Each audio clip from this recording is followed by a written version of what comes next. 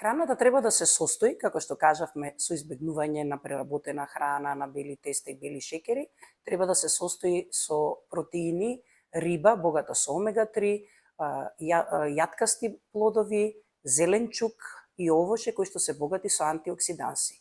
Но исто така можете да си помогнете и со одредени суплементи кои што ќе помогнат и во намалување на болката, ќе имаат антиинфламаторен ефект и ќе помогнат во тоа да се зголемуваат природно ендорфините во телото. Која е суштината на суплементација?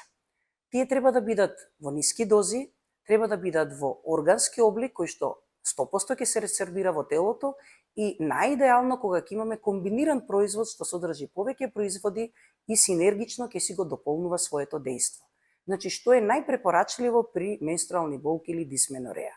Тоа е магнезиум и B6 за релаксација на мускулатурата, B1 за обнова на нервните завршетоци во матката, потоа бромелин кој што има антиинфламаторно дејство, а како антиоксиданси со висок антиоксидантен потенцијал е N-ацетилцистеинот и алфа-липоичната киселина.